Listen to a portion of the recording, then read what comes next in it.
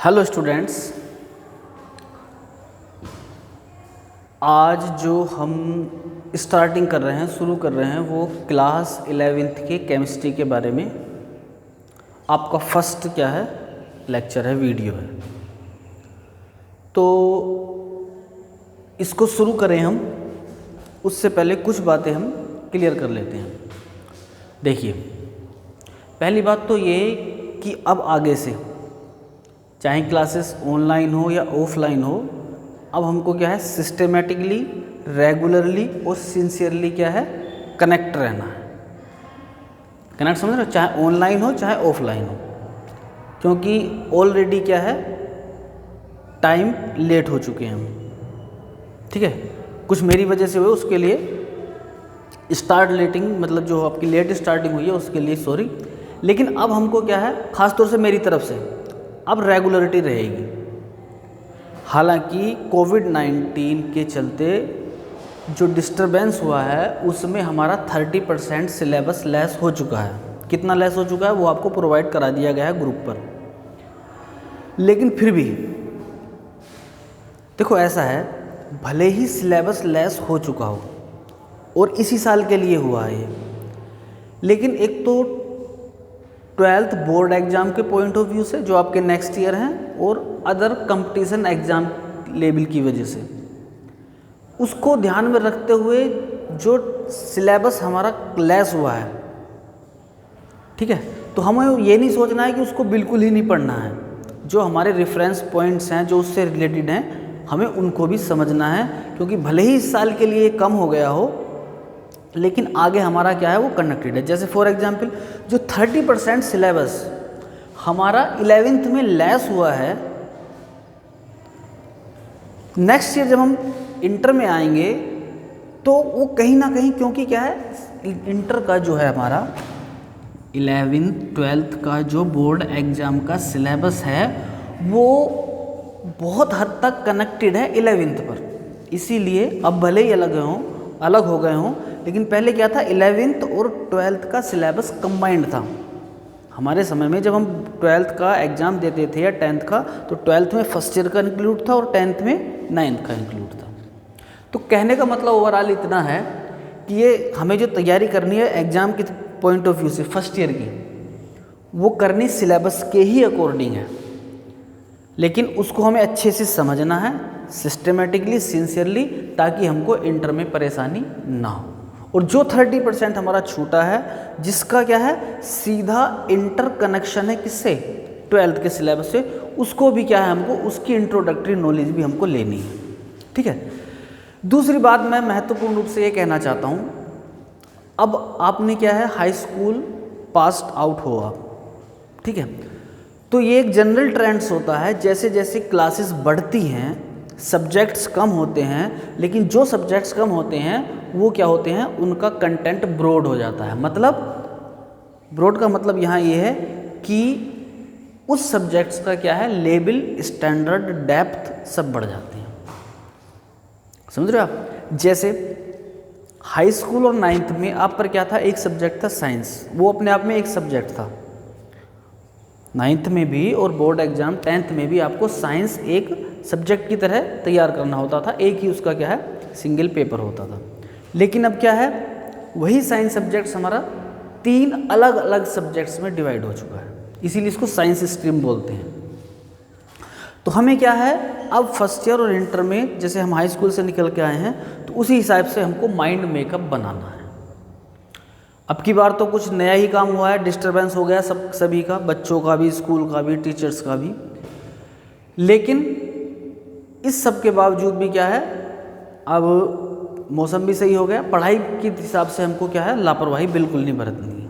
अब हमें क्या है रेगुलरली, चाहे ऑनलाइन हो ऑफलाइन हो या इनका मिक्स हो, जैसा भी स्वरूप आगे उभरेगा सितंबर में, उस हिसाब से हमको करना है। ठीक है, अब हम स्टार्टिंग करते हैं केमिस्ट्री के। आज जो हम करेंगे वो सीधा इंट्रोडक्टरी है केमिस्ट्री के 11th के सिलेबस से रिलेटेड, क्योंकि अगर हमारे दिमाग में सिलेबस की क्लियरिटी है तो कंटेंट समझने में हमको क्या है डायरेक्शन टाइम टू टाइम सही मिलती रहेगी। अब इसमें क्या है, जैसे आप देख रहे हो केमिस्ट्री 11th, इसमें आपने उसमें भी देखा होगा जो आपको बुक्स है नूतन वालों की, श्रीवास्तव की बुक्स है आपकी, ठीक है, बच्चों ने देखा होगा, कुछ पढ़ भी रहे होंगे अपने हिसाब से, आप ऑनलाइन वो भी देख रहे होंगे। अब हम क्या है इसको सिस्टेमेटिकली यूनिट 1 से शुरू करेंगे। तो उससे शुरू करने से पहले क्या है, एक हम पूरा केमिस्ट्री का को रिलेट करेंगे किससे, जो हमने अब तक पढ़ा है। ये क्या है, ये हमको आगे पढ़ना है, इसको हमको इंटरकनेक्टेड करना है किससे, जो हमने पीछे पढ़ा है, ठीक है। तो ये क्या है, हमारी 14 यूनिट्स हैं जो हर साल 11th में आती हैं। इसमें जो है ये हमारी 14th है, जो हमारी 30% लेस हुआ है। थोड़ा थोड़ा एक एक दो दो टॉपिक सब में कम हुआ है, कौन सा कम हुआ है ये आपके पास है, लेकिन एक पूरी यूनिट की पूरी यूनिट क्या है वो रेड्यूस्ड हो गई है, ठीक है, डिलीट हो गई है, मतलब कर दी गई है, और वो है हमारी 14th वाली जो सबसे लास्ट वाली है, एनवायरनमेंटल केमिस्ट्री की। तो हमें क्या है 13 यूनिट्स तैयार करनी है, 13 चैप्टर्स क्लास 11th की केमिस्ट्री में हमको समझने हैं, तैयार करने हैं, ठीक है। और जो पोर्शन उसमें से हट गया है उनको हमको फिलहाल छोड़ देना है, ये है। तो इसमें क्या है, केमिस्ट्री जो है आप सब जानते हो इस चीज़ को, ब्रॉड वे में केमिस्ट्री को 3 पार्ट्स में डिवाइड किया गया है, physical, inorganic and organic. Physical chemistry, inorganic chemistry and organic chemistry, ठीक है।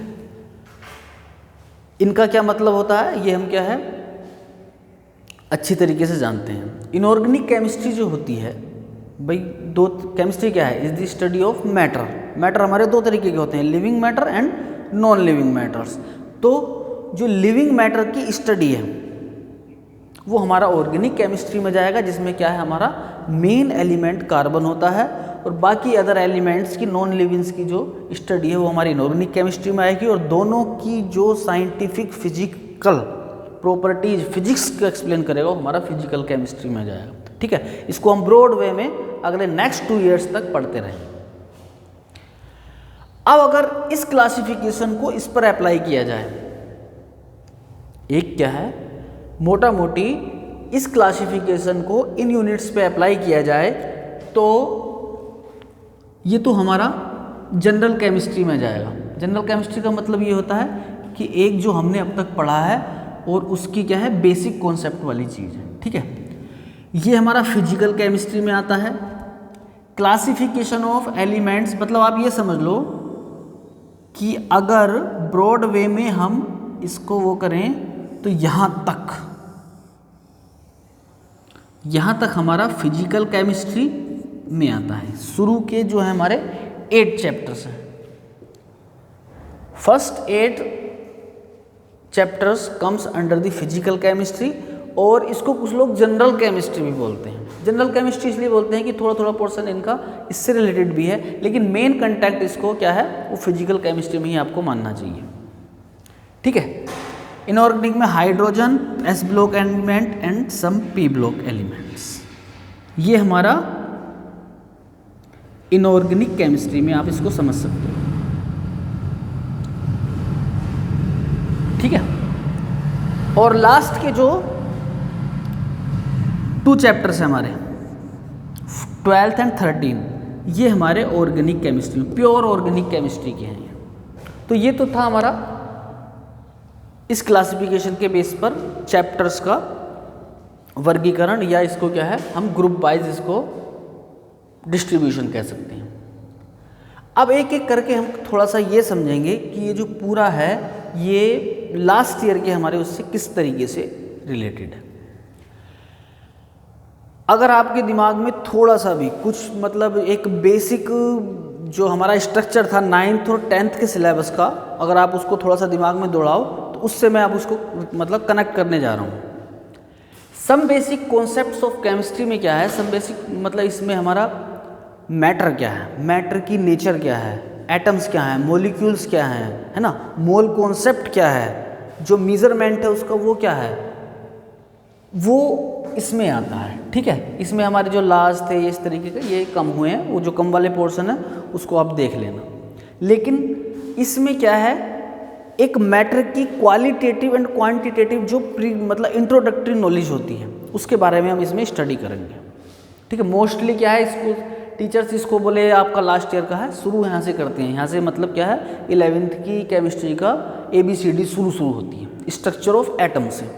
ठीक है, लेकिन जो रेलिवेंट है, इनसे रिलेटेड है, हम उसके बारे में क्या कर लेंगे, डिस्कशन कर लेंगे।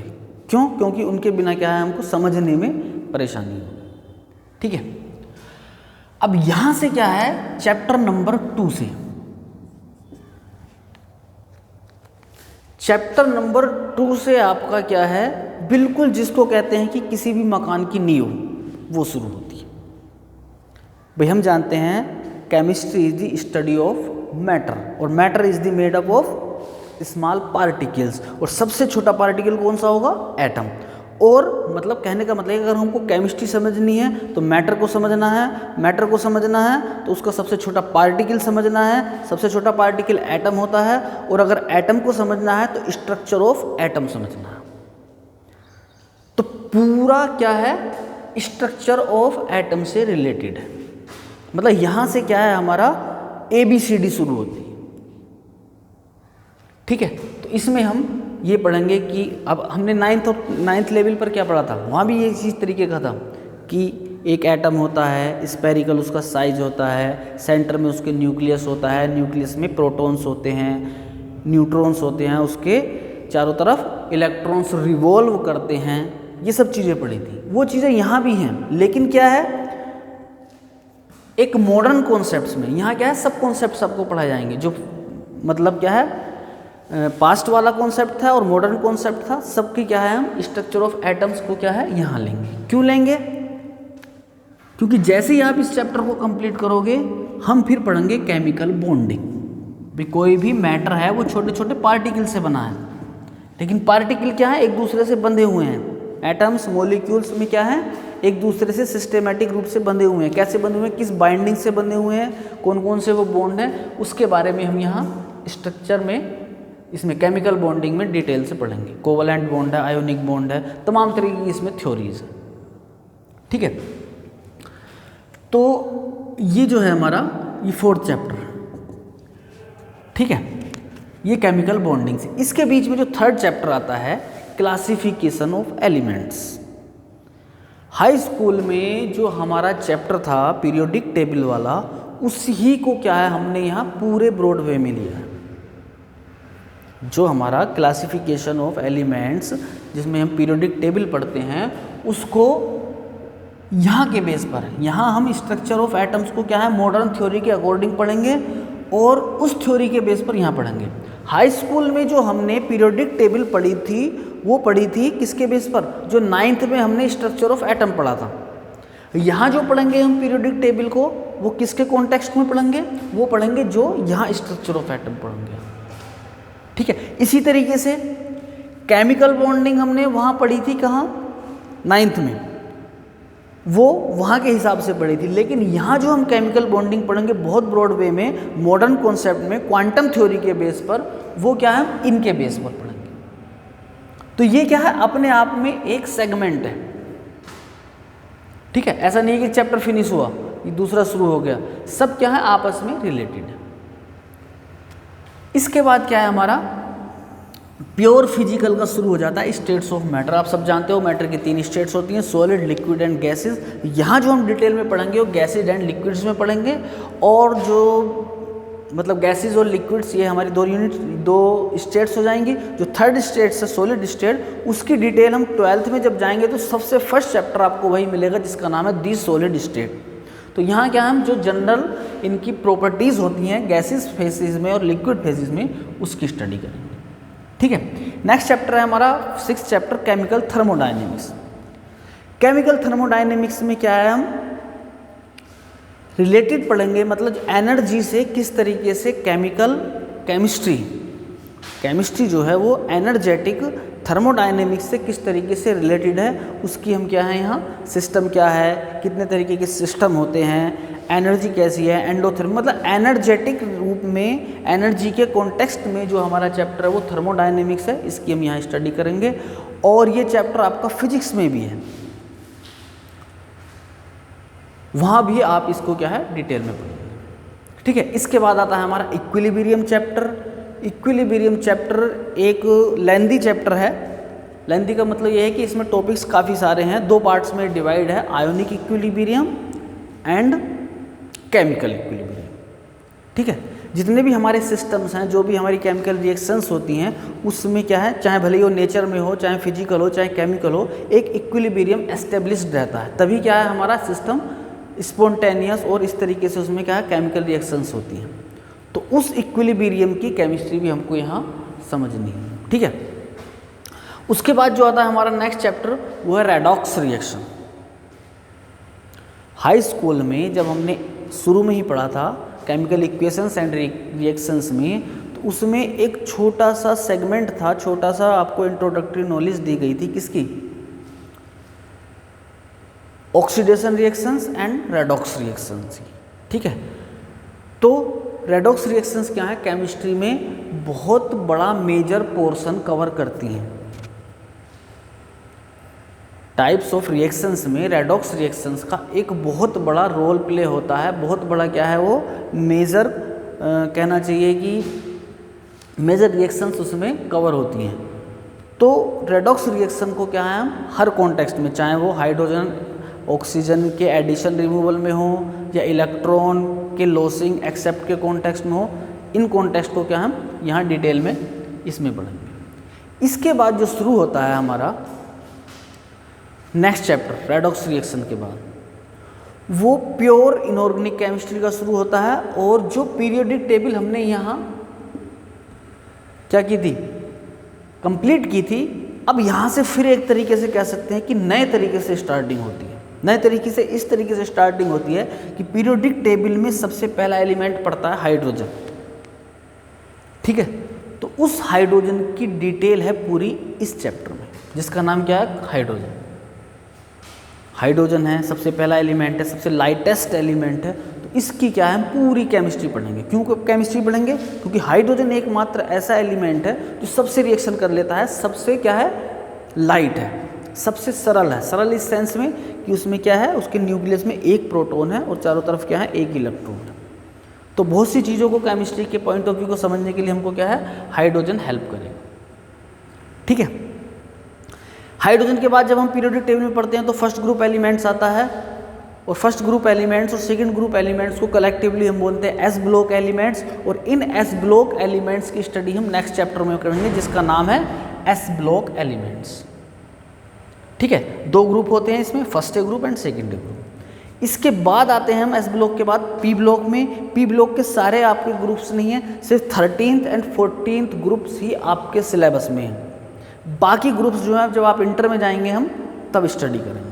ठीक है, तो इसलिए इसका नाम होता है सम पी ब्लॉक एलिमेंट्स। ठीक है, इसके बाद हमारा ऑर्गेनिक केमिस्ट्री का पोर्शन है, जिसमें 2 हैं, एक बेसिक ऑर्गेनिक केमिस्ट्री और दूसरा हाइड्रोकार्बन्स, जिसकी क्या है बेसिक जानकारी हमको हाई स्कूल में मिल चुकी है। लेकिन यहाँ क्या है, नए कॉन्टेक्स्ट में, नए कॉन्टेक्स्ट मतलब नए केमिकल बॉन्डिंग के, नए केमिकल स्ट्रक्चर के हिसाब से क्या है इसकी डिटेल पढ़ाएंगे। ठीक है, तो कहने का मतलब ये है कि ये हमारा ओवरऑल केमिस्ट्री का वो है सिलेबस जो हमको अब तैयार करना है। इसमें आपको नेक्स्ट टर्न से क्या है, हम सिस्टमेटिकली टॉपिक वाइज शुरू कर देंगे इसको। ठीक है, इसमें आपको 3 रजिस्टर लगाने हैं, अभी मैं बता दूं आपको 3 रजिस्टर लगाने हैं। एक तो रजिस्टर होगा शुरू के 8 चैप्टर्स को जो आपको कंप्लीट करेगा, इसको थोड़ा बड़ा रखना है आपको। ठीक है, और एक रजिस्टर ऑर्गेनिक केमिस्ट्री का होगा और एक रजिस्टर इनऑर्गेनिक केमिस्ट्री का। इंटर के लिए वही आपकी क्या है, आपको बहुत ज़्यादा हेल्प करेंगे। इस तरीके से अगर आप नोट्स बनाओगे तो आपको 3 रजिस्टर बनाने हैं इसमें, एक फिजिकल केमिस्ट्री का या जनरल केमिस्ट्री इसको बोल सकते हो, जिसमें हमारे शुरू के कितने चैप्टर्स कवर होंगे, 8 चैप्टर्स कवर होंगे। ठीक है, नेक्स्ट 3 चैप्टर्स के लिए हमारा क्या है, इनऑर्गेनिक केमिस्ट्री है, इसके लिए आप चाहे छोटा रजिस्टर लो उसको लगा लेना। ठीक है, और जो बचे हुए 2 चैप्टर्स हैं ऑर्गेनिक, उसके लिए आप अलग बनाओगे।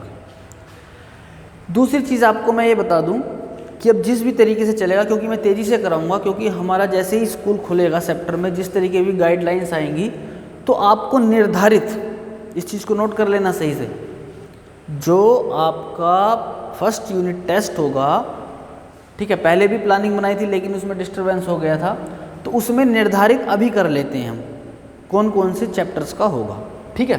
तो आपको ध्यान रखना है फर्स्ट यूनिट टेस्ट जो होगा वो शुरू के हमारे 4 चैप्टर्स, ये ठीक, और एक ऑर्गेनिक का लेंगे हम, बेसिक ऑर्गेनिक, 5 चैप्टर्स का टेस्ट होगा, ये ध्यान रखना है। जब हमारा मतलब इसको तो हम करेंगे ही फाइनल एग्जाम्स तक, लेकिन फर्स्ट यूनिट टेस्ट जो आपको तैयार करना है वो शुरू के 4 चैप्टर्स हैं, बेसिक कॉन्सेप्ट ऑफ केमिस्ट्री, दूसरा क्या है structure of atom, classification of elements and chemical bond, और एक चैप्टर हमारा जो है वो है basic organic chemistry chapter number 12, इनका यूनिट टेस्ट होगा, ठीक है। आगे किस तरीके से हम इसको करेंगे उसको टाइम टू टाइम क्या है हम डिस्कशन करते रहेंगे। नेक्स्ट जो है हम शुरू करेंगे some basic concepts of chemistry, इसको क्या है शॉर्ट में हम पढ़ लेंगे, फिर सिस्टमेटिक रूप से क्या है स्ट्रक्चर ऑफ एटम से स्टार्ट करेंगे। Okay, thank you.